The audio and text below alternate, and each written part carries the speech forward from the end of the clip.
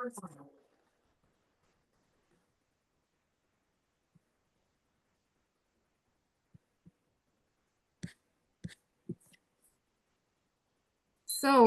welcome everyone. Hello to everyone who's connected today.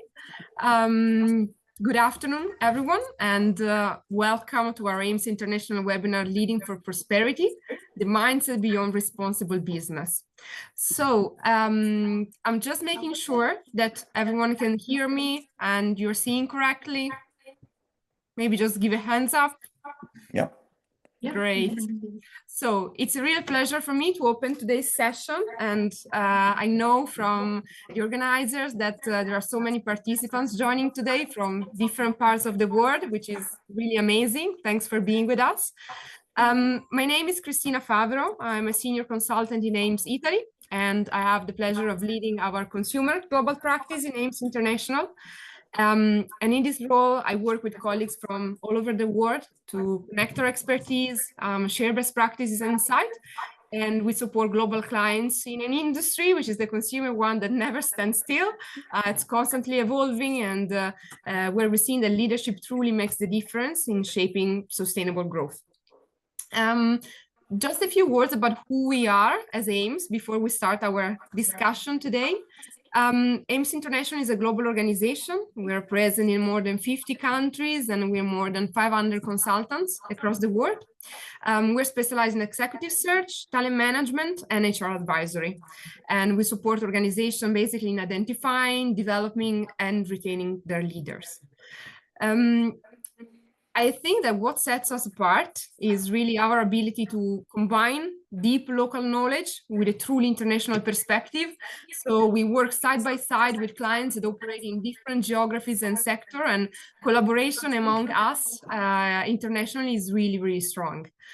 And also, we strongly believe that leadership today cannot be separated from responsibility. So today's webinar is really high connected to this, and it's really part of our ongoing commitment to create moments of reflection and exchange on topics that are shaping the future of leadership and organizations today. So without further ado, I'm particularly pleased to introduce my colleague, Leonie Pentz.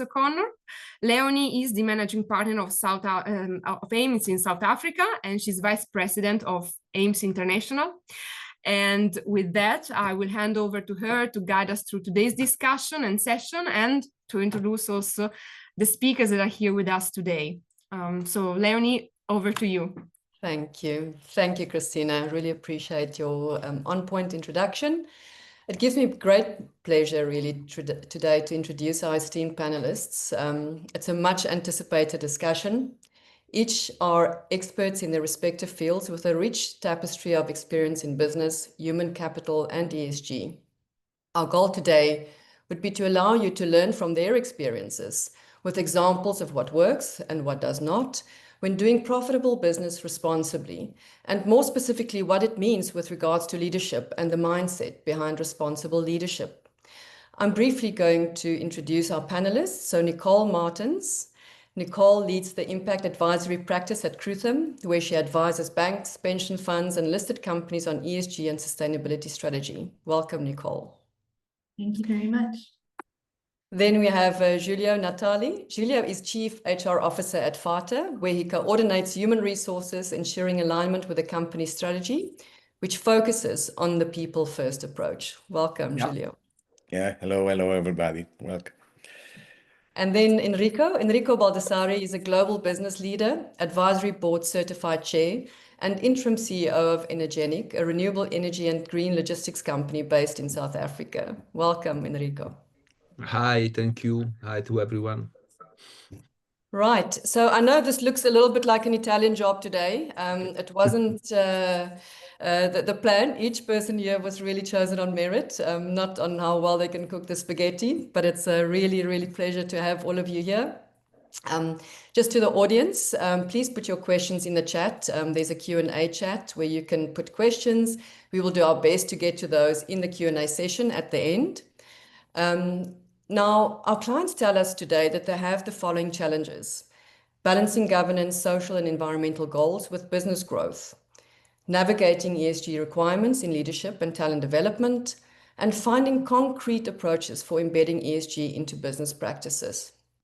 I'm going to start with a question to Nicole. A little bit more about Nicole. Nicole is a development economist and environmental scientist with nearly 20 years of experience in sustainable finance and responsible investment. She has dedicated her career to leveraging capital for Africa's transition to more inclusive and sustainable economies. And she has held leadership roles across investment, advisory, and advocacy. As head of Africa and Middle East for the UN-supported Principles for Responsible Investment, Nicole worked with institutional investors to advance ESG integration across public and private markets. At Old Mutual Investment Group, she was head of stewardship, and she designed and implemented the company's stewardship strategy, working with investee companies on improving sustainability performance. She also chairs the investment committee of the Sustainable Finance Coalition and sits on Impact Investing South Africa's Foundation Working Group. Nicole also led publication of South Africa's first pre-declaration of voting intention on a climate-related resolution. This was a landmark for shareholder transparency and climate accountability in the country. She also finds time, amongst juggling all of this, for a game of tennis, I believe, on a regular basis. So Nicole, let's start with the question about how do we make sustainability strategy real?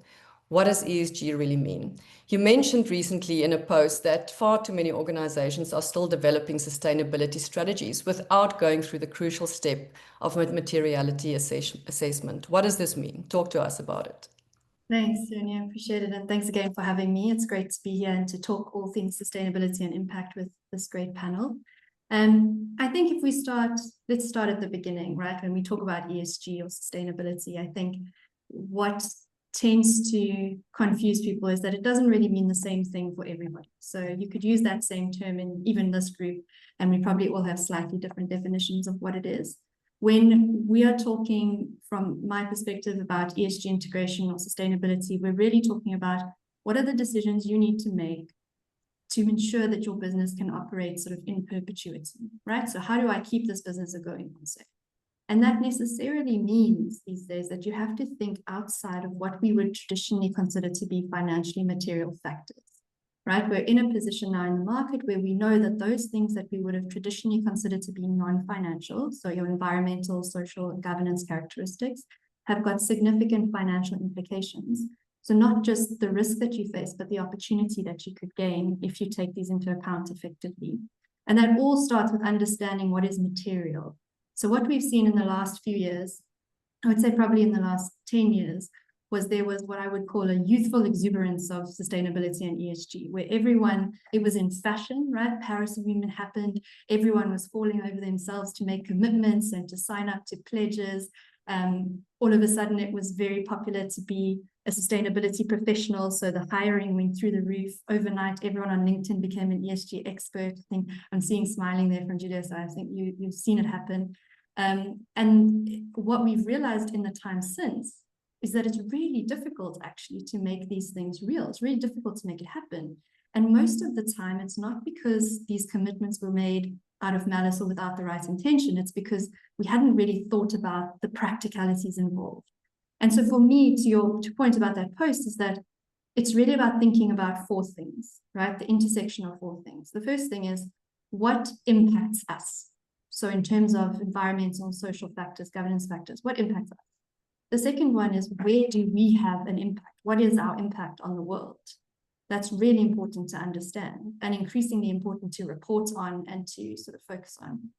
The other thing to think about is what are society's needs, right? So that's where things like the Sustainable Development Goals, I see your pin today, that's where that kind of thing comes in. What are the problems that we're collectively trying to solve?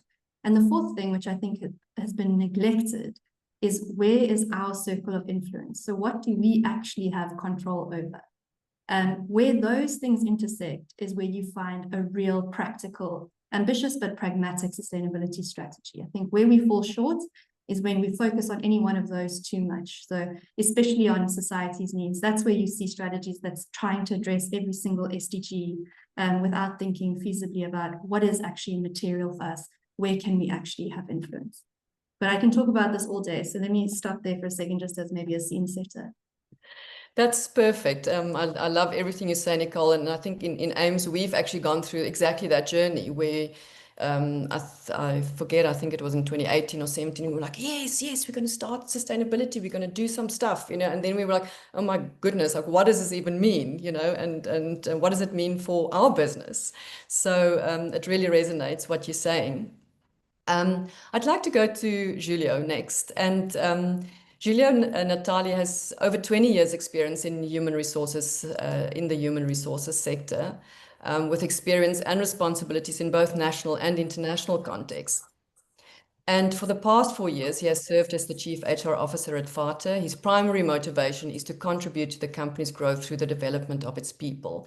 Now, this is really close to our heart, as you know, Giulio. People is our business. So I really love what you're saying. He also started writing, I believe, during 2020, and his new novel, forget the pronunciation, it's Sotto il Diluvio. Yes, correct. On the shelf today. Perfect Italian speech. Thank you. Look, I first need to get through my elementary levels of Italian on Duolingo before I can take it on. But if you are going to have that translated in English in the meantime, let us know. That's awesome. And then, of course, we share the love for the written word. But I believe we also have something else in common, that we both love rock music. So Yes. Absolutely love rock music. So Giulio, you're all about people and the people behind sustainability. Tell us a little bit about your experience, how to engage leaders, how to get buy-in from everyone in an organization to put an ESG strategy into action. I mean, without the people, we can't drive the business. So how do we do this? Thanks, Leonie, for the question. I think that when we talk about sustainability and we talk about people, the first thing is what means exactly for people. And the first answer we gave in our company means a sustainable life at the end, because you need to have people that are not only engaged but happy when they have a life that is full of meaning, and meaning is work, but also the things outside of work. So that's exactly what we have tried to do in our journey in Fata. Start creating an environment where people could be happy and on the other side satisfied to be themselves. That means starting first of all with an enormous change in what is the design that normally HR does in the creation of the right environment. Several times I've seen the creation coming top down with very strong ideas around values that are defined at corporate level. In reality, what you have to do first of all to create a true people first culture, that's the name we have called in Fata, is listening. So the active listening puts yourself in the condition not to create any judgment or prejudgment and several other biases, but just stay there, hearing what people have to say, and then try to define and understand what can be the right strategy to create the proper environment. We can go through later, but definitely I have to say that if I would say what you have to do and what you don't have to do, I would say listening and be humble and try to understand emotions, feelings, and real needs of people is what you have to do. And instead think of nothing changes, or we have our idea that will convey to the whole organization without understanding cultural differences and real perception. That's what you don't have to do. I stop here for the moment, and I'm very happy to go further to give some additional examples. Excellent. We'll unpack that a little bit more later. Let's for now go to Enrico. So Enrico Baldassarri has over 3 decades of international experience leading and transforming businesses across Europe, Africa, and the Middle East.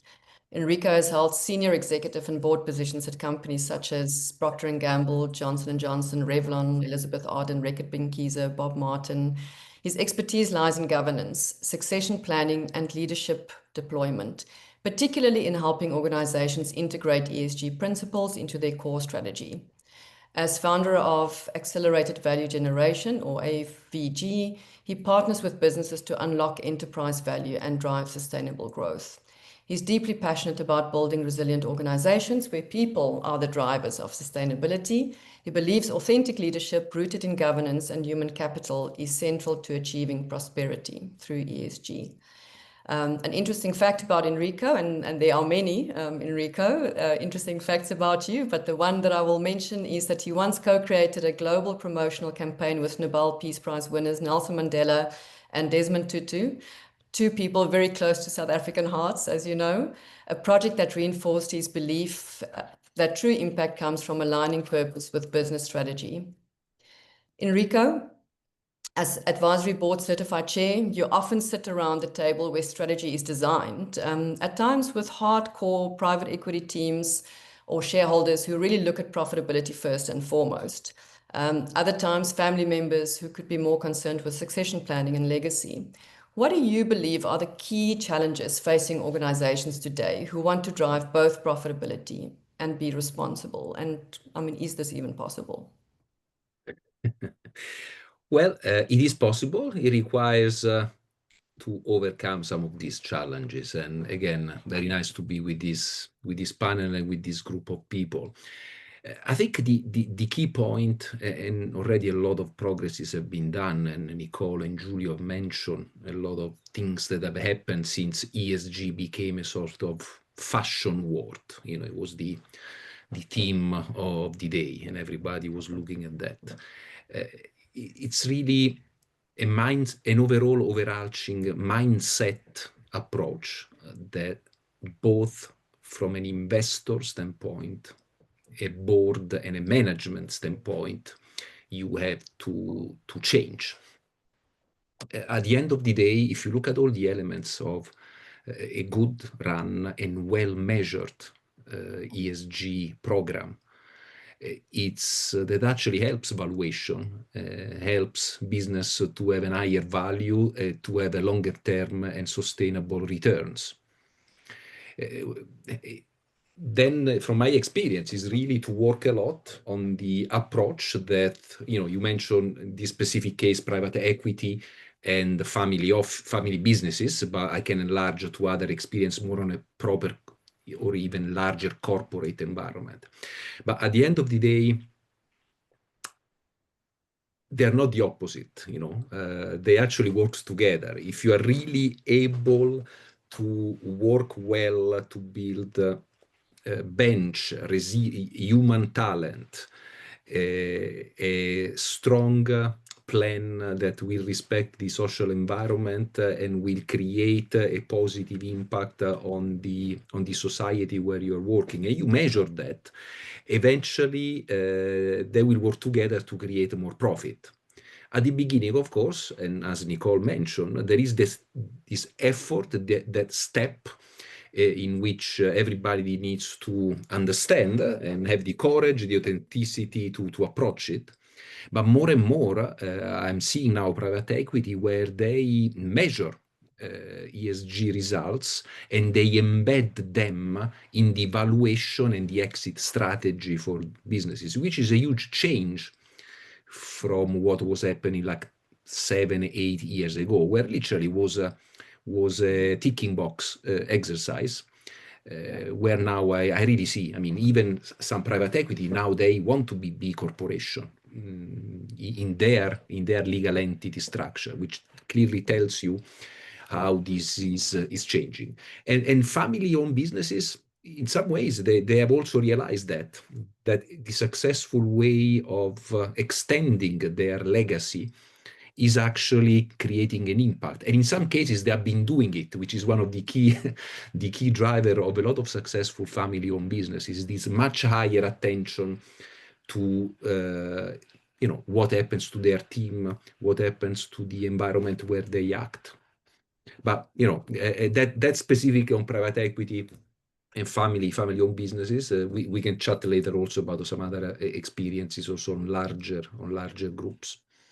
Yes, because I think that the challenges are probably different, you know, depending on the environment. But look, I can beat on this if you want quickly. I mean, yes. You mentioned my experience. This was almost 30 years ago. with Mr. Mandela and Bishop Desmond Tutu.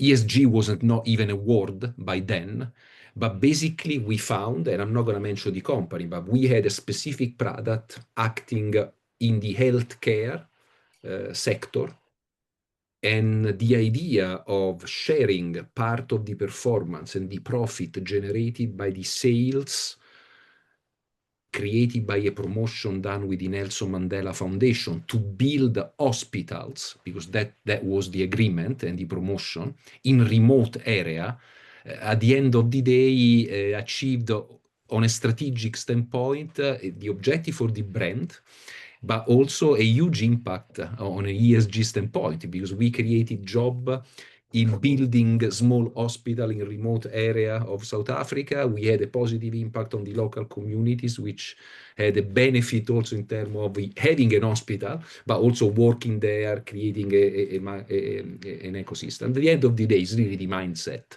But those elements have always been part of doing good business and sustainable long-term and profitable business. Yeah, absolutely. And because I think this raises the question, you know, if you're in and for a lot of young people, to go a little bit off track, but, you know, when they look at possible employers, a mining company is not an exciting opportunity, you know, for young people who want to be sustainable, who believe that they're going to do good and they want to have a purposeful life. Or a tobacco company, or, you know, whatever other industry isn't avant-garde when it comes to the ESG and ticking the ESG boxes today. But I suppose that the hard question is, can a mining company be ESG compliant? I'll take Nicole, that you say one. yes. Yes, I absolutely think so. I think more than compliant, I think companies in mining sector can be leaders in sustainability. I think, and I've seen that with some of our clients, and sort of when you look in the market, I think the problem when you get into an industry like that, so let's say a high emitting industry, for example, is that the negative impact is so pronounced and so easy to pinpoint and to measure that, like you say, it can create this sort of perception that you can't possibly do that sustainably. But I think the argument I would make is that because that negative impact is so pronounced, you have extra responsibility to make sure you are as sustainable as possible, and that you can mitigate that and you can maximize the opportunities for positive impact. But I resonate with your point completely, because I do know that when I first came out of university, I always told myself I would never work for mining and I would never work for financial services. And now I work for both and have worked in both, and understand that, you know, that's often, to anyone that's on the call who's trying to weigh up these options of where to go, I think that's often where you can have the greatest impact, is where there is such pronounced negative effect that you need to mitigate and try and steer. Absolutely. I like that. And I think, Enrico, you've sort of brought us into that conversation. And it's a big one today, because at the end of the day, you know, there are those offsets. You can make a huge difference. I remember Bob Willard, who's one of the first sustainability gurus that I started following when I tried to learn what sustainability actually means. He's a Canadian, and he says, environmentalists need to learn how to speak suit. And if you can't speak suit, you're not going to have an impact on business. And I think that is our discussion today, is really about that. You know, how do we, and Nicole, I think you sort of really bring those two together really nicely, in being an economist and an environmental scientist, and saying, okay, like, how do we actually talk, yes, environmental science, but to business? And businesses can actually have the biggest impact, I believe, in ESG. Giulio, what is you also nodding, like, what are your thoughts around that? But yeah, I think that merging also what Nicole and Enrico said, I think that also from a people perspective in general, the sustainability topics needs to be embraced in the most genuine way possible to be effective. So we have seen, and we are continue seeing, several companies that are embracing the sustainability way, or producing a lot of reports about ESG and so on, just because, let me say, it's a sort of a must. You need to have it because you need to promote yourself and show that you are part of a, let me say, some of the mainstream way of see things. Well, I think that also for the people point of view, the main difference is how you approach. So coming back to the mine example, if you are genuine, if you about yourself really declare that this is one of a priority to be and not only to show, then that's may make the difference. The example on people is quite clear. There are several, just the most clear example is around gender equality. There are several companies that are pushing around the definition of the pay equality and so fight the gender pay gap because it is something that is declared on the index of receiving, let me say, certification around you are a sustainable company.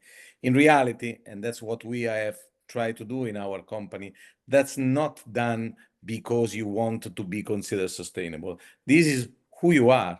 This is the way you act. You do this because it's something that is you consider honest, important, and genuinely part of the way you want to see the world. You don't do just because you want to show.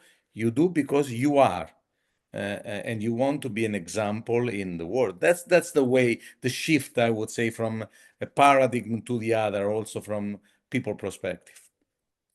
I like that. You do because you are. And I mean, that brings us, Enrico, to the question, you know, how do we ensure, or how can boards move beyond the ESG tick box compliance to make governance a real driver of accountability and sustainable performance? I think beside and beyond the change in the approach is really linky to decision-making process. At the end of the day, the job of a board is to drive the strategy of a business, and specifically putting in place also a very strong discipline in measuring it with some clear outcome and KPIs expected. So being as disciplined, as rigorous, like you are when you are analyzing the financials performance, because at the end of the day, you are working on your long-term, but even short-term succession planning setup. You are looking at risk management in the way in which you are dealing with your ESG strategy. So putting in place this rigor and this measure, this KPI, then you create accountability. And usually with accountability, you have also an outcome. So you have an action. So that's what I've seen some of the most, let's say, advanced board are doing. Is this not just reporting exercise, but tool to make decisions with some clear objectives and measurement in place.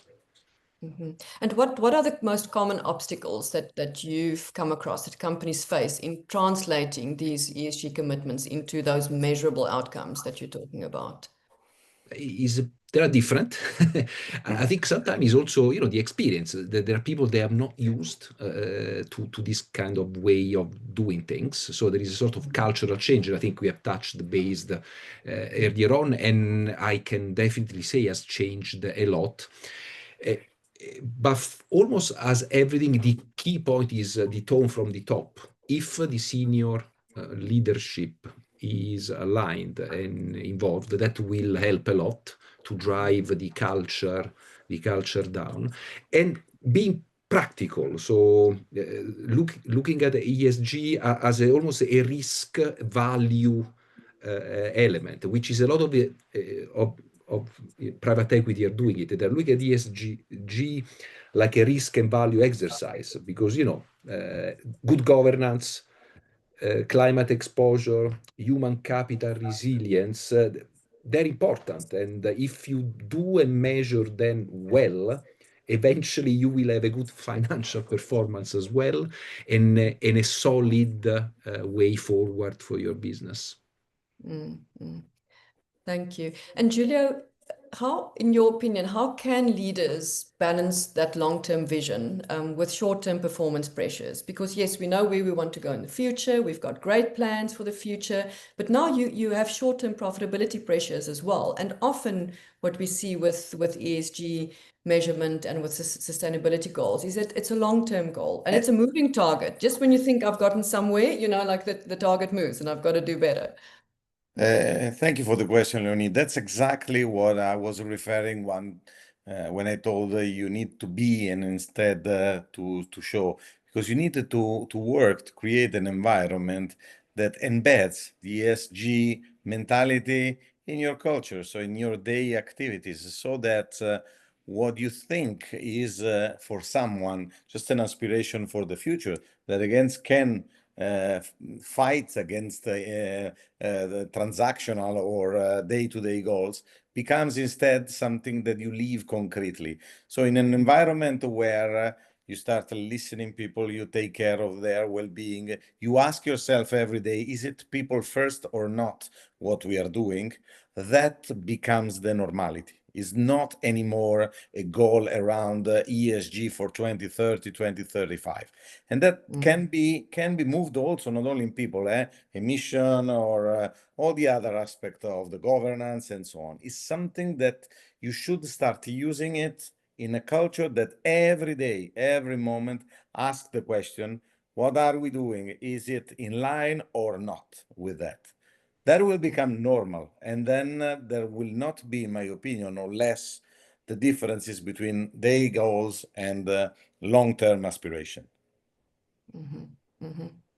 And can you name or let's talk about actual behavioral competencies that you want to see in your leaders. You know, we talk to those cultural changes that need to happen. So what are those absolute behavioral competencies and behavioral changes that you need to see in your leaders? One we have said is listening. Active listening should become the most important thing all over the organization. So leaders should pretend that their reports use the listening skills as the most important behavior in the organization. The other one is empathy. I would say that in a world where we see, unfortunately, global leaders that are showing everything than empathy, I still believe that empathy is the best way to understand the other. Put a little bit of yourself in understanding what is the other point of view will help you, first of all, understand that the world can be done in a very different way, but also to convince and bring to yourself others if you want to stay with your opinion. And the third one is be consistent with change. So you need to act, and I was saying daily, but put in itself a consistent set of actions that generate change. So promote people that are focused on ESG or that have that kind of mentality, reward behavior that are in line with that mentality. So don't ever lose the focus on the change and have an ESG mindset that you put in place every day with concrete and tangible actions to move to yourself the others. Excellent. Thank you. Thank you for that. I like that. So active listening, empathy, and consistent change. Yes, exactly. Your goal. Okay, exactly. Love that. Thank you so much for that input. Nicole, from your perspective, you know, if we really look at those metrics that you find most effective in tracking the real impact of sustainability strategies and sustainable change in companies, in your experience, what have you seen? Like, what are those real KPIs or metrics that you find most effective in tracking? Sure. So I think, I mean, it depends obviously on what the goals are for the company, right? I think it's more about, it's not necessarily what the specific metric is and more about how have you come up with that metric, right? So, you know, follow those criteria around, is it specific? Is it measurable? Can it be attributed to particular action or particular person? Is it reliable? Can it be assured or verified? I think that's how you pick a metric. And I think what's been really interesting to see around sort of sustainability strategy. And it links, I guess, a bit to what Enrico and Giulio were saying, is this idea that it's really important for sustainability strategy that there is accountability. Credibility comes from accountability, right? If you want your strategy to be credible, you need to have a clear accountability framework. And that goes all the way up to the board, but it's every layer in between. And when it comes to measuring success, I think it's also about, you mentioned the moving goalposts. And Giulio talked about being sort of strong in your conviction during times of change. I think that's where the problems come in, is where we realize we're not on track to meet a particular target that we set, and so we shift it, right? So instead of communicating the reasons why we might not meet it, because a lot of the time they're completely valid, we say, oh, well, we'll just pull back that target, or we'll adjust it so that the execs still get their bonus, right? So that kind of thing is where you lose credibility in your plan, you lose accountability. So it's less about what the metric is and much more about how you've picked it, and that you then stick to it and you implement according to that policy that you've put in place. I think that's really important. And is it a realistic metric, like is it actually a doable target? It's got to be ambitious but pragmatic, I think. And that's where that idea of what is within our circle of influence is so important. Just as the same way that you don't want a CEO to get a massive bonus because of something she didn't do, right? Because it was just pure luck on the market ran. You also don't want someone to be penalized because you set the target for them to, end global warming. That's not something that they can do anything about, right? So you've got to be really clear about how you pick these metrics. And at the end of the day, I think what helps with that, to sort of tie in what we've been chatting about, is that sustainability is a way of thinking. It's taking a systemic lens, and more than just a risk lens to something, but like broadening your risk aperture to think more widely, and also to balance long-term and short-term, and to understand that to invest in the stability and the resilience of the broader community in which you operate is to invest in yourself and your own performance. And sort of understanding those connections and complexities is really what it takes. And if you've got that in your leadership, you can go a really long way. Yeah, so it really is a mindset change, right? You can't just tick a couple of boxes and think, okay, we're en route, we're going to do this. And I know that Bob Willard also speaks, when he talks about how these changes take place. He says that the first prize is always when it comes from the top leadership. If the top leadership buy in and they believe, they will drive it.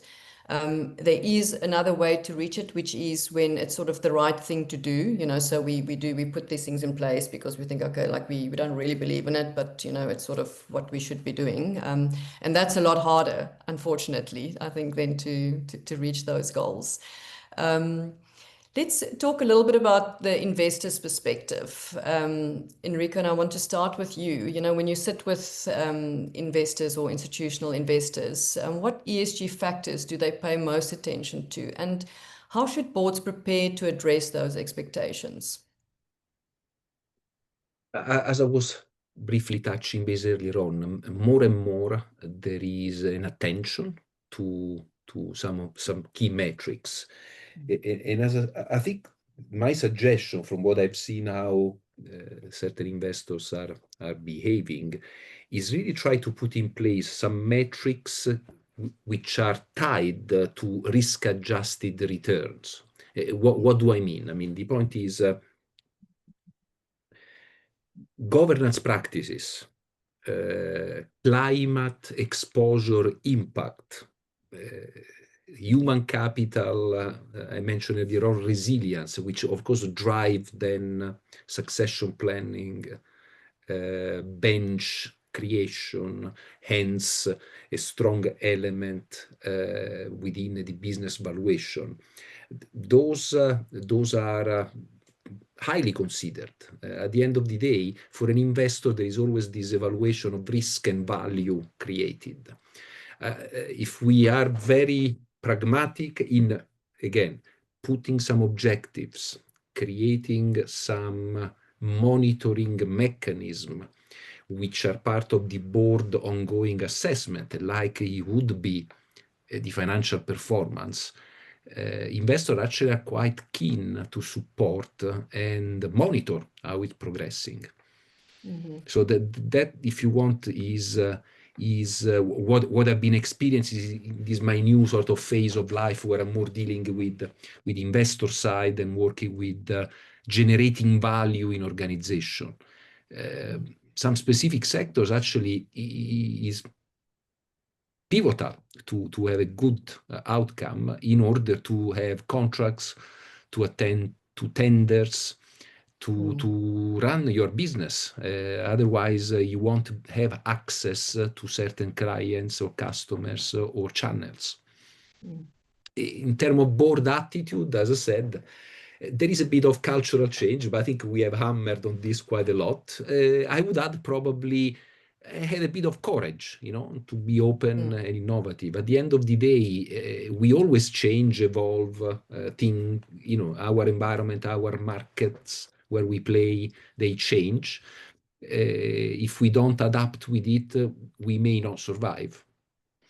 Yeah, absolutely. Nicole, your perspective on that? Do you have anything to add there? Yeah, I think just to build on that very last point about if we don't adapt, right? So that's the definition of a transition risk. I think the world is changing, the market is evolving, and companies that are not keeping up will not be here in the next few years. And as an investor, that's not what you want, right? And unless you are a day trader or in a hedge fund, like ideally when you invest, you want to be there for a long time. Like especially institutional investors, you think of like a pension fund, it wants to be sitting in that investment for 30 years if it can. And if you're the kind of business that's not thinking long term, you're not attractive to that kind of investor, and you become almost a target for predatory investors. So you get that capital in, but it's leaving quickly.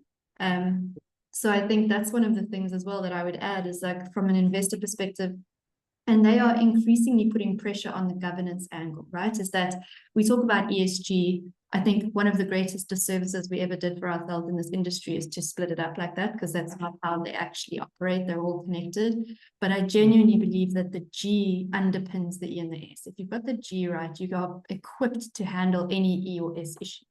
So that G is incredibly under pressure at the moment from investors, especially investors that are increasingly required to meet specific standards themselves through their investments, right? So they are making commitments to be responsible investors. They can only do that if they can show that the companies in which they invest are responsible. So there's that sort of trickle down of pressure that's coming through. So I think for investors, it's increasingly important, not because of any sort of values or morals or ethics driven argument, but purely because they see the risk of you not taking these things into account. Absolutely. Yeah, and there are new metrics coming into play in the EU, I believe, even with medium-sized and smaller companies that you need to now do ESG reporting. It is going to become compulsory to do this. So it's not only corporates and listed companies, etc., that need to go through this. So the world is changing, but as always, they had a saying. I remember my father had a saying to say that the more things change, the more they stay the same.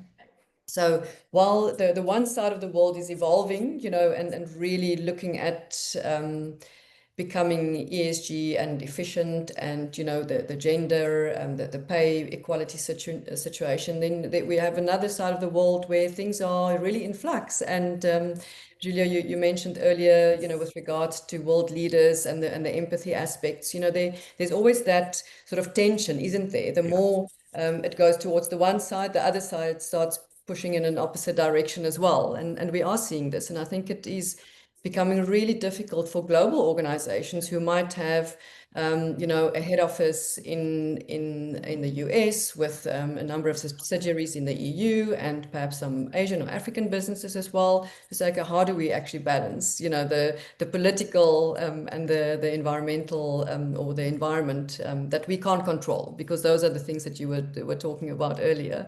Yeah. We need to adapt. Yeah, I think you are absolutely right. First of all, and I'll come back to what you just said. I think that coming back to what also Nicole said, Also, for a company like us, we are a joint venture that has got P&G as one of the two shareholders. Having a strong governance is also helping and boosting the social part of ESG.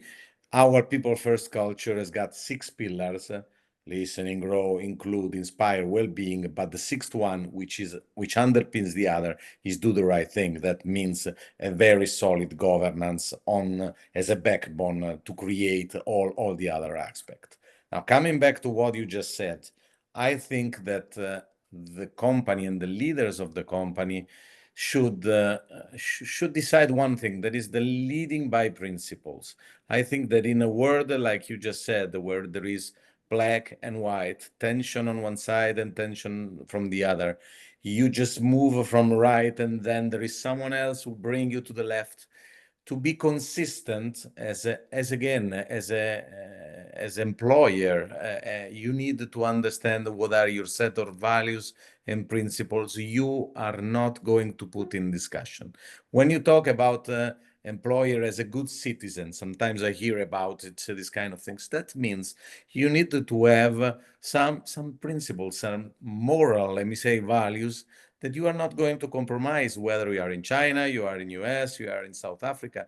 If you think that the pay gap is not tolerable between women and men, you do this independently where you are, because that's exactly sustainability and that's exactly how an employer can change the world. So I think that adding to the three aspects you asked me about the leaders, I think that leading by principles is something that, again, can create the roadmap that you want to pursue if you want to move your company, creating a sustainable society. Mm-hmm. Mm-hmm. I agree with that 100%. Enrico, your opinion on that?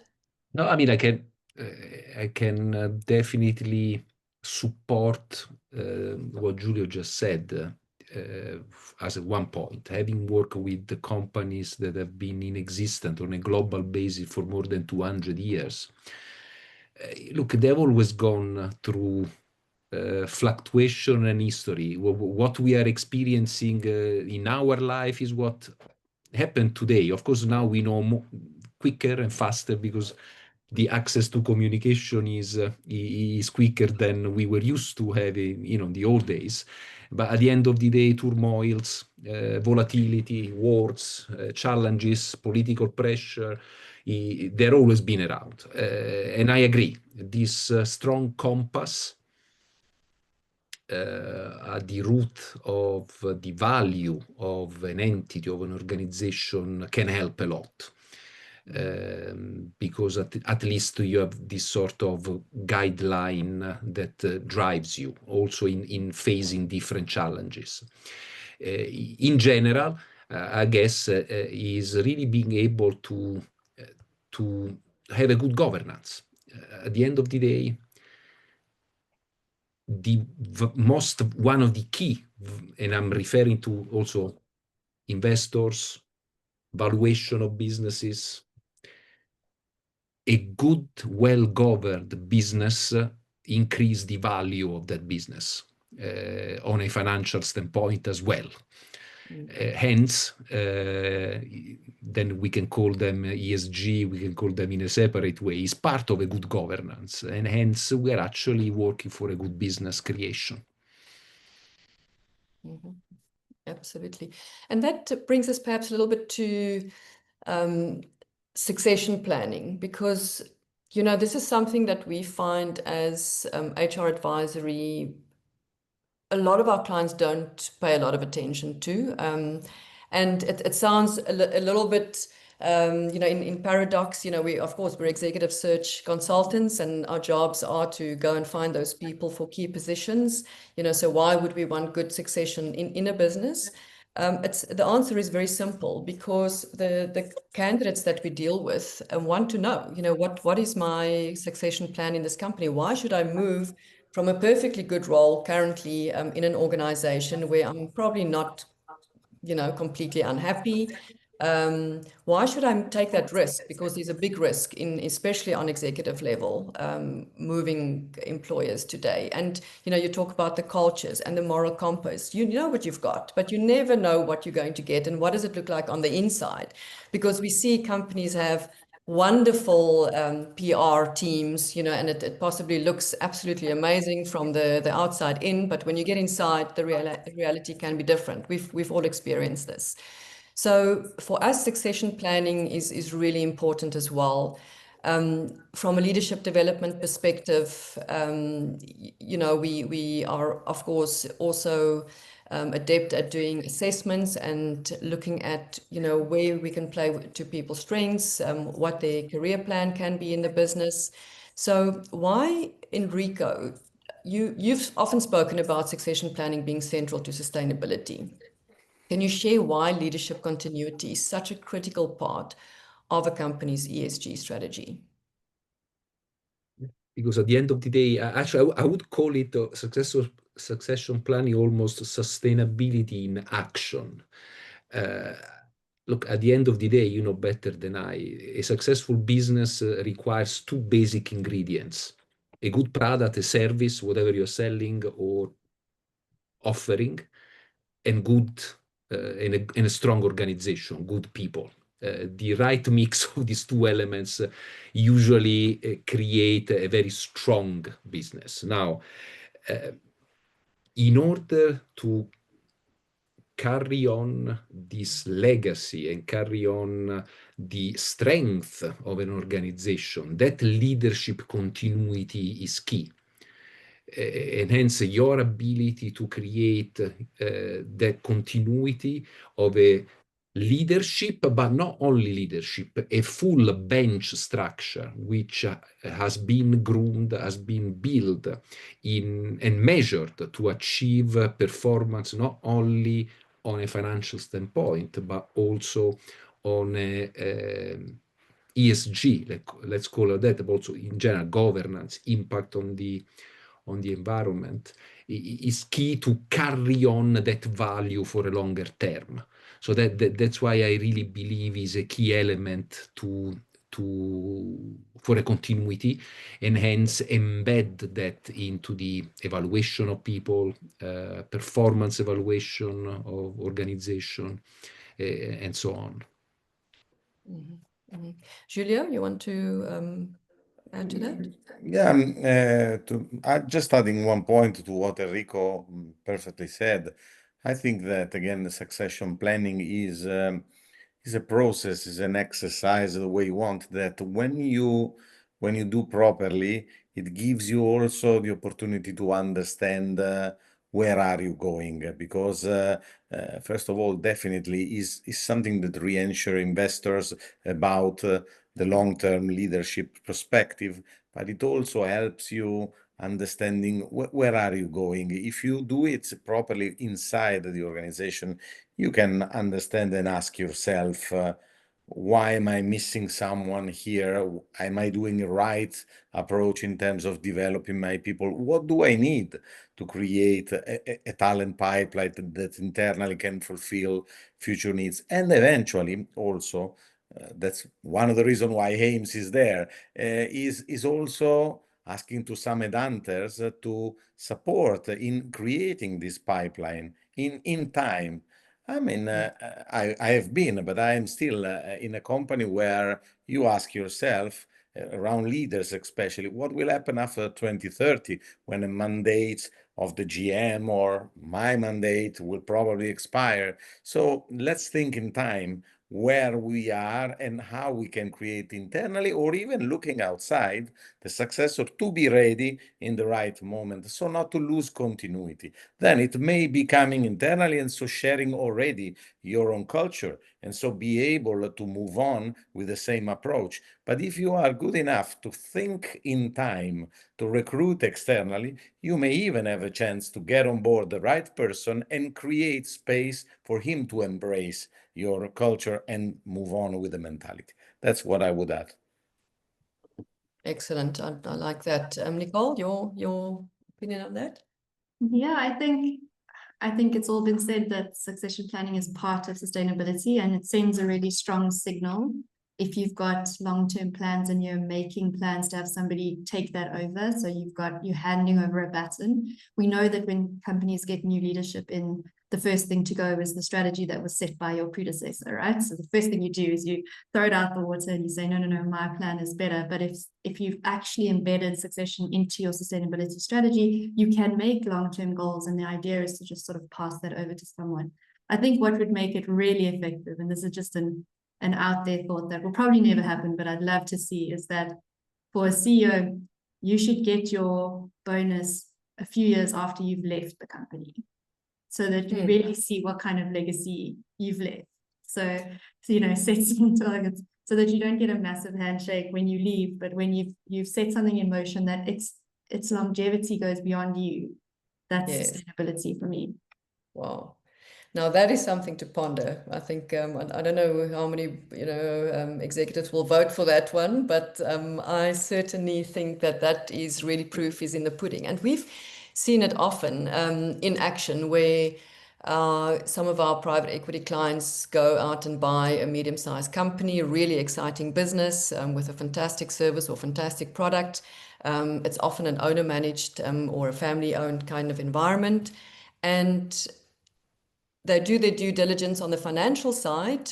However, when it comes to the human capital side, the due diligence is often not, or it's done on a very sort of high level, not really in depth. And then once that owner manager is outside or have left the company, there's very little legacy left in that business, because we find that especially companies sort of up to 150 people, you find a very strong leader. If it's an owner as well, they often control all 150 people. They don't have structures and hierarchies in place. And they just don't build that second level of management. And, there goes the whole business with one person per se. And the value is clearly affected. So what you're saying is that sustainability really is about your second layer, about your next level management and how strong those people are and how much space do you give them and allow them to actually do their jobs. It's not about that these are not good people, but sometimes I think our leaders just don't allow them the space to actually grow and to show what they can do. So that is a very, of course, and if you are a private equity company, you can put something like that in place, right? You can actually pay the last tranche of the business in a couple of years' time, depending on the sustainability of the profitability of the business. So in this case, it could actually work that way. Enrico, do you have anything to add to that? Sorry, I was answering one of the Q&A question.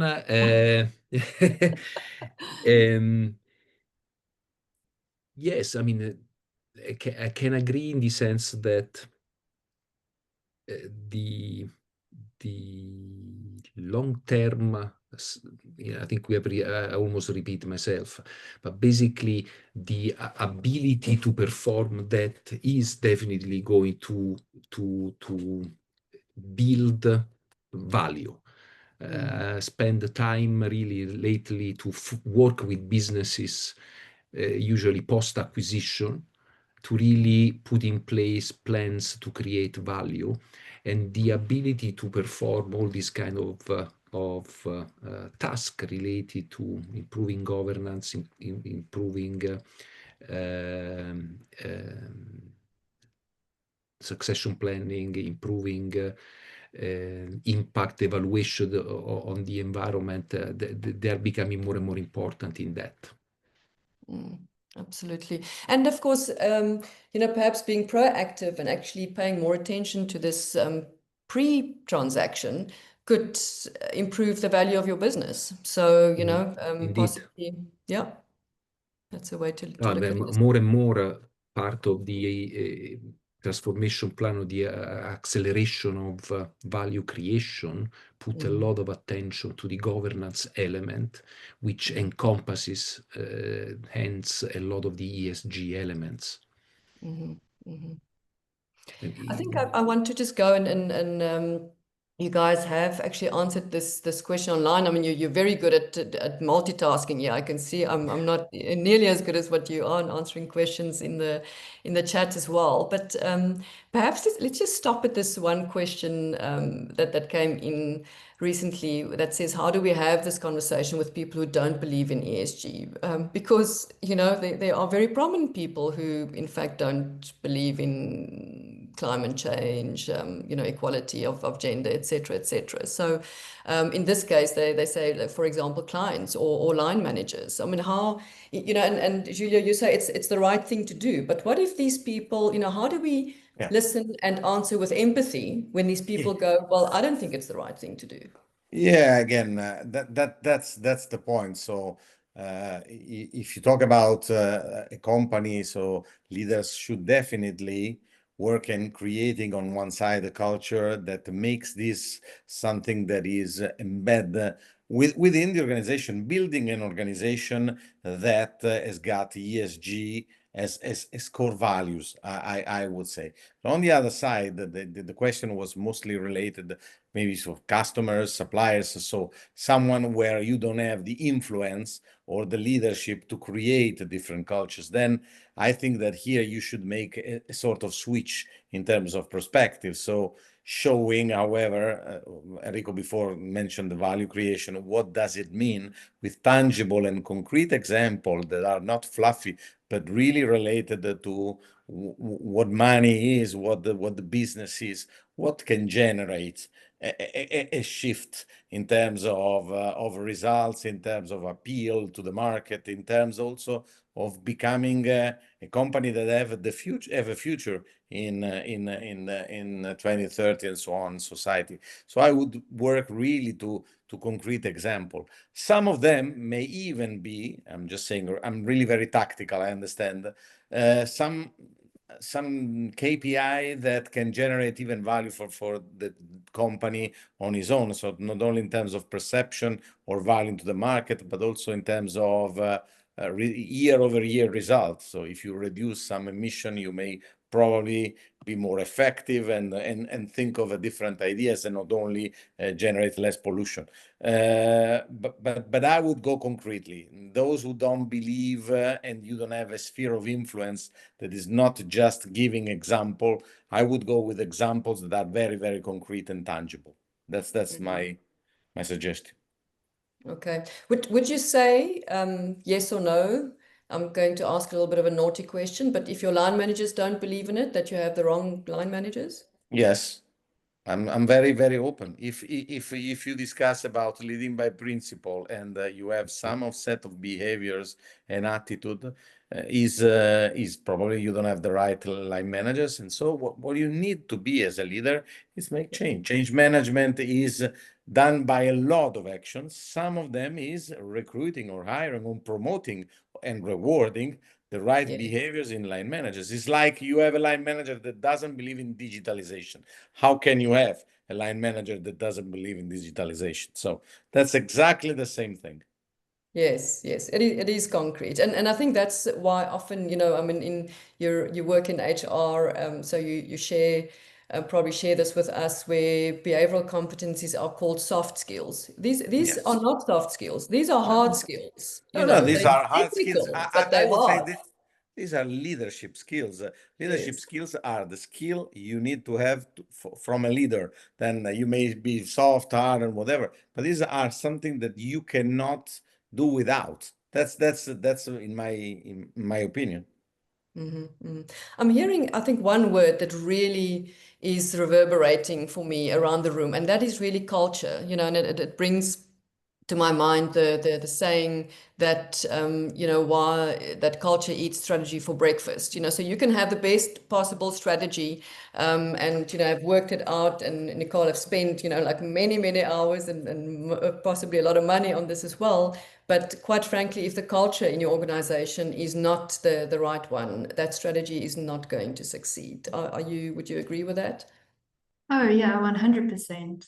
100%. I think the culture is really important, and to your point, I think it doesn't even have to be, I think it's good to have specific principles that we abide by. And even if that is, you know, so people will say, You don't want people to see sustainability with a compliance mindset. I think if you want to look at it with a compliance mindset, that's absolutely fine, as long as the levels of compliance, so the regulations are set at the right level. At the moment, they aren't. And so you have to go beyond compliance if you want to be truly sustainable. That's just the reality of it. But your culture is so very important. And I think one of the ways you can tell, and I'd be curious on other panelists' views on this, but in my career, one of the red flags for me has always been the reporting line for the sustainability function. So when it reports into marketing, it sends a very different signal to when it reports into risk or finance. So that tells you straight away the culture of that organization. So do they see sustainability as a good story to tell, or do they see it as embedded into the way that we do business? And so if anything, even from that reporting line, it's really a clear indication around how does this company actually think about this issue? Is it really embedded in this, or is it like a nice to have on the side? So yeah, your culture is very important, and there's telltale signs of what it is that you might not even, you said earlier about you might have really good PR, and a lot of times sustainability, you can see right through it when it's just a PR exercise. And I don't think companies realize that they send those signals to the market without realizing it. Yeah, the greenwashing scenario. What do Enrico, what do you think about that? No, I mean, eventually strategies are written on a piece of paper. The execution, it's what then happens. And for the execution, of course, is always a mix of value and general cultural glue that links that organization. And clearly, if you have a problem at cultural level, it's going to be very difficult to execute successfully any strategy. Because if you have that missing glue element within the organization and the people that are working on it, it is never going to work. Which means, and I totally agree with Nicole, is also the level of importance from a structural and leadership standpoint where you position the activities related to governance. And I really see ESG as integral part of the governance process of the business, which means it goes up to board level, where of course you have the key decision maker of the strategy and with the CEO inside for the execution of those activities. So the reporting structure will, that makes a lot of sense. Yeah, it makes a lot of sense that it would actually show how serious a company is about their sustainability portfolio. And then I suppose the question in a way is also, should it sit outside? It shouldn't actually be a standalone role, because it should be inside everything that we do every day and all leaders. But at the same time, there has to be somebody that puts those processes in place, and I don't want to say the policeman, but I suppose let's call it the facilitator and the guardian, perhaps, of making sure that these things happen in the company. So would you say, Nicole, that a company should have a sustainability or I mean, we call it different things. Let's call it a sustainability manager. Yeah, I think it's important. There's lots of different ways you can resource sustainability in your organization, and it depends on your organization and the market in which you operate and a whole bunch of other factors. But I think from our research, the most effective model is going to be what I call a hub and spoke model. So you need a champion. You need someone who's ultimately accountable. You need someone that is working with like a strategic view, holistic strategic view. And then you need those skills embedded across the organization. So whether you have sustainability people in each team, or you've got someone who is responsible for sustainability for each unit, depending on how you're structured, how big your team is and the kind of resources, that's really important. I think what's also important to understand is that when we talk about ESG or sustainability, it's really easy to start talking about it as some sort of like monolithic thing, when actually it's a lot of different things. And so it might be the best strategy to have more sort of systemic thinkers and strategic functions internally, and then outsource deep technical expertise. So not everybody needs like a biochemical engineer on staff, right? But you do need people who think in the right way and can coordinate processes and can work with those kinds of technical expertise. And then other companies, it makes all the sense in the world for you to have like your geologist full-time because of the nature of the work you do. So I think it's about being reasonable with yourself and not saying, you know, I've seen plenty of organizations that don't have a head of sustainability, but sustainability is part of the chief strategy officer role, right? Or the chief risk officer. And it needs to have somewhere where the buck stops. Is really important, someone to set that direction, but then you need it to be implemented through embedding across the organization. Absolutely. I think that sort of, and I see that you did answer the first question that we had, which was really about the advice that you could give a company just starting a serious and concrete journey towards sustainability. It also means that you can outsource a lot of, once you've put together your materiality assessment, you understand where you want to go, you can really work with external consultants on making it happen. You don't have to all of a sudden employ a whole lot of people internally to drive this. And of course, it's still a fairly new environment. So to find people who really do know and have the right experience is also not easy. You know, sometimes it is a little bit of a learn on the go experience. Yeah, and I think, I mean, what we see from what the stats are showing us, and you'll know as well as I do, but is that in the sustainability field, we are hiring more and more for experience than for certification, right? So because there isn't really you can't go to university now and get a BCom sustainability. That's not a thing that exists. And who knows if it would be useful. But what is useful is I've worked in a space and I have helped a company transition, or I've helped with the development of these strategies. That is hugely valued and prized. And I think to Enrico's point earlier, I mean, there's people that have been doing this since before it was a thing, right? Since before it was called ESG, and that is hugely valued right now, is that you've lived it and you've actually tried and you've helped these companies and you've been thinking in that way for a while. I think that's really important. And so as a company, if you're just getting started out, it's okay not to know everything right now, and it's okay not to know where to start, and it's okay to bring people in to help you with that. Like, I think, you know, there's this misconception that to be a sustainable business means to be a sustainability expert in everything, which is completely wrong. So you need to find people who understand your business and your vision and your mission, and you need to understand what's important for your organization. And then from there, you can bring people in as when you need them. But you don't need to know everything at the start. Because we seem to get a lot of questions around this, you know, like, where do I start and what do I do? And again, we mentioned culture, which is a really key word today, driving the right culture in the business, but then also personal performance evaluation. I mean, Enrico, to your last answer to the question, what are some practical first steps for embedding ESG into day-to-day business operations rather than keeping it separate? I mean, this is clearly the most important thing, is to say, to add that, and Nicole, you mentioned the same thing earlier, you know, how do we actually add that into the KPIs? You know, their performance bonuses should be 100% tied to their sustainability targets. And that's the way that we drive business. Giulio mentioned it early in the conversation, is reward that behavior. You know, when you see that behavior in your leaders, reward it. So it's not only risk and governance and, oh my God, you know, this is going to happen if you don't do it, but it's also reward them when they are actually showing the right behaviors. Yeah, exactly. I think if I may add, I think that again, behaviors are changing when you put in place a set of concrete actions that are repeated over and over time. So like communication, you need to repeat 6, 7 times to make sure that people understand. Same thing is around the repetition of actions that makes people understand that the new code of conduct is being created. And again, if you look from organizational point of view, what Nicole and Enrico said is right. There's no one lesson that fits for everybody.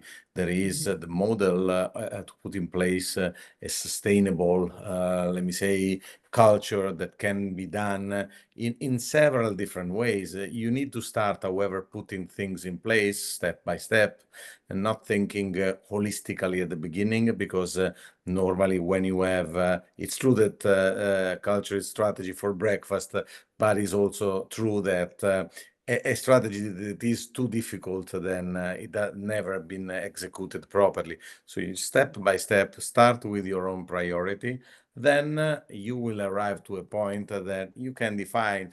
You really need a chief of sustainability. You can you embed it in the governance area or in something that again is a corporate level? It will be the right answer. That depends on the company needs. Definitely what was said around the spoke model that is embedded in each department, and so make sure that is not something that comes from corporate or that is not part of the daily activities, but it is what we live as a daily routine is also very important. So I would recommend, as we did, we made the example of digitalization. Same thing, you need to have people, when you do change management, that are part of the daily activities and that make this thing alive, making sure also that they are, let me say, responsible and accountable of what is happening in their department. So they're a sort of ambassador, if you want. That's key, in my opinion. So I have a dream from an HR point of view, and I'm probably get me the worst HR ever. The company of a dream doesn't have the HR department, because everybody in each department knows very well what a leader is good for, and is able to motivate, to recruit properly, and able. That's a dream. Will probably never happen. Luckily for me that I'm an HR manager, but the same is for sustainability. The same is for the other activities that required an effort that should come from bottom and not from the top. That's what I think. Mm-hmm. Yeah, and to tie in with your note about digitalization, I mean, that is also being sustainable, right? I mean, if you don't embrace digitalization in your business cannot possibly be sustainable. Exactly. That's the point. So let's do what it fits for your business, but on the other side, start doing it. That's the two things I would recommend. Okay, start today, Enrico. Yeah.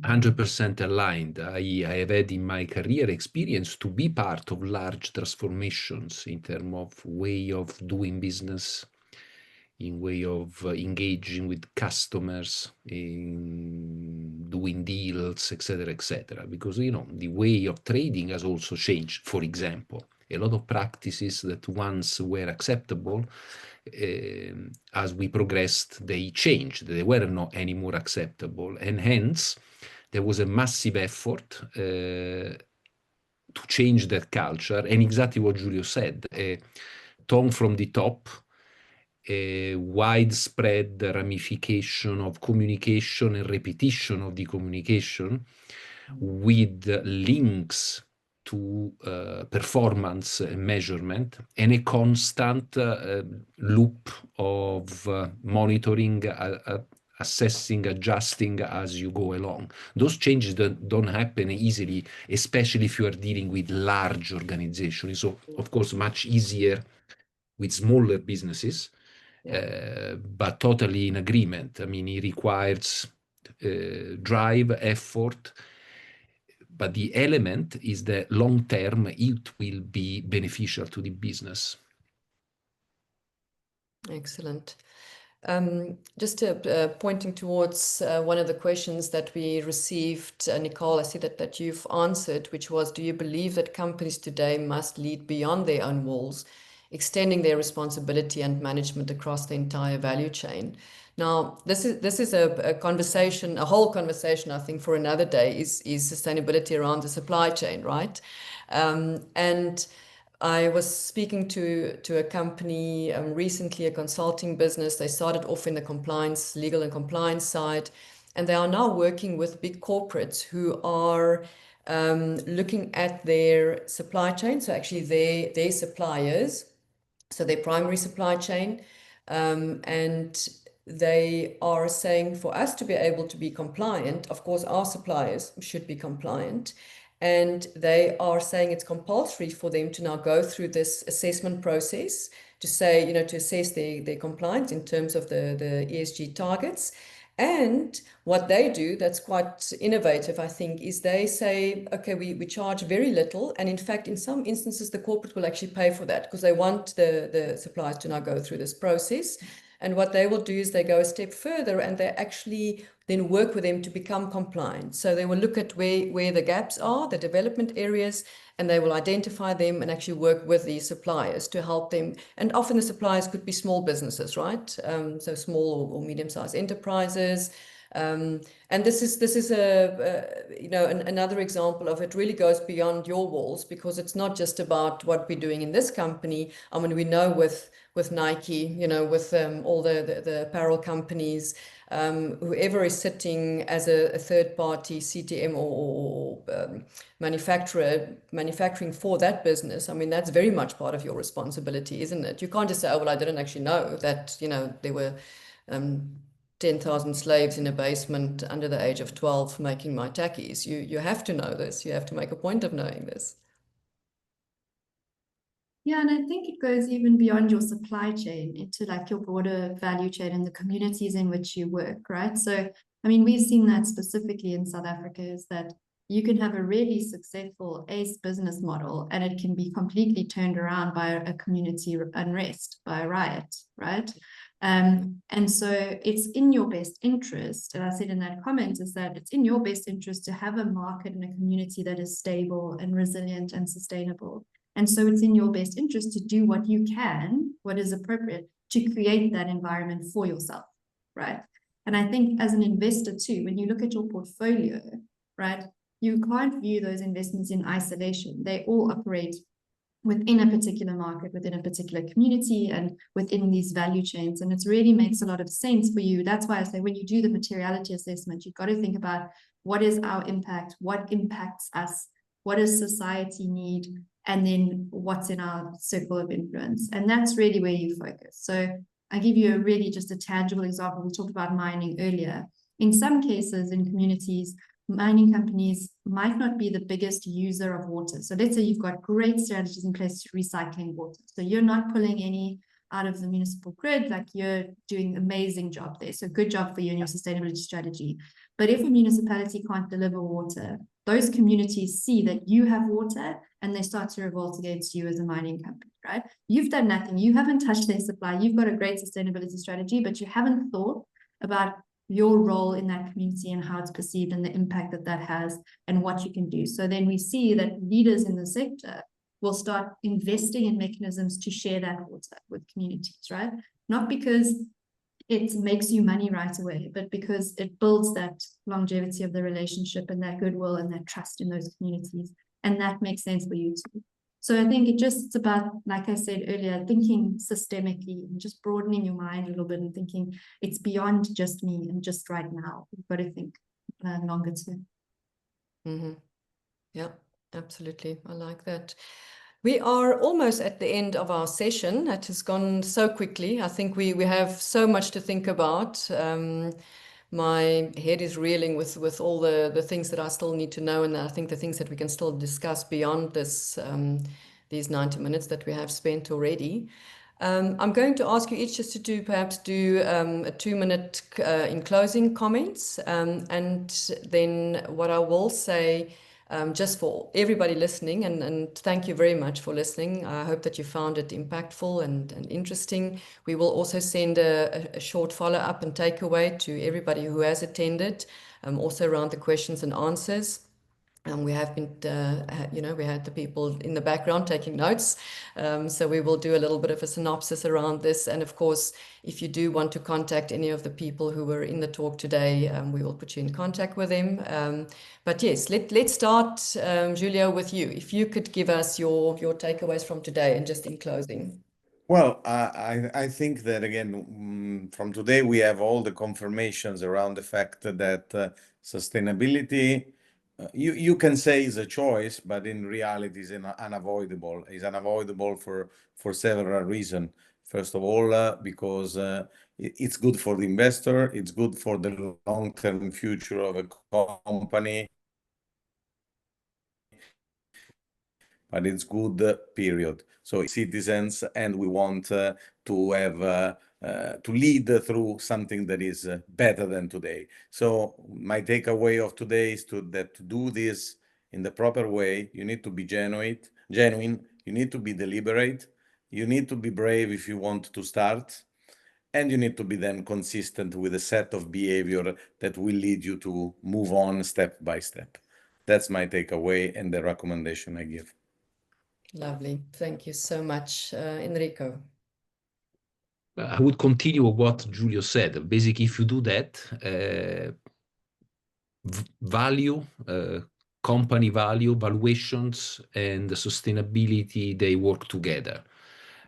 If you are practical, if you have clear measurement and objectives for the governance side of the business, which includes ESG, you will create a higher profit and a higher value for your business.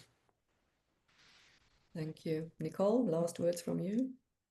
It's hard not to say something that's already been said, but I would say, and particularly with the role that AIMS plays, it's really important when we're looking at leaders in this space, that it is an inherently different way of thinking than what we are used to. And we need to be open to that and looking for that all the time. I think what is that whole quote about, you can't solve the problem with the same thinking that created the problem. Yes. And that's sort of where we are. So I think my sort of takeaway is for the leaders that are in the space, and even for those that are aspiring leaders that are having these difficult conversations with line managers, is to just think, we need to think differently about it. It takes time. A transition doesn't happen overnight. But to pull on some of the things we've been saying, the evidence is there to support you. There isn't a trade-off between being sustainable and being a profitable business. And just keep having those conversations, showing that evidence, and stay strong in your conviction, and we'll get there. Absolutely. When we started our sustainability journey in AIMS, and like I said, we really had no clue. I mean, I had no clue what I was doing. I will be the first to admit that. Now I have a little bit of a clue, still not a lot, but learning every day. My very dear friend and our managing partner in Greece actually said, he started saying something, Evangelos Marneres, and he's reminded me over the years of this. And he said the biggest contribution that we can make as AIMS is placing leaders with a sustainability mindset in organizations. And this is something that we really take to heart and watch the space, because we're also busy creating an assessment that will specifically be only around, what does it look like to be a leader with a sustainability mindset? What does that sustainability mindset actually look like? How do we unpack those competencies so that we can actually have that as an absolute assessment that we can add in when we recruit and also when we develop leaders, because you can develop behaviors, as we know, up to a point. So thank you very much. It has been an absolute pleasure. I've really enjoyed it. Enrico, Nicole, Giulio, it has been a fantastic 90 minutes, and I really hope we can do this again. Thank you so much for the Thank invite. Thank you very much. Thank you, everyone who joined. Cheers. Bye. Thank you.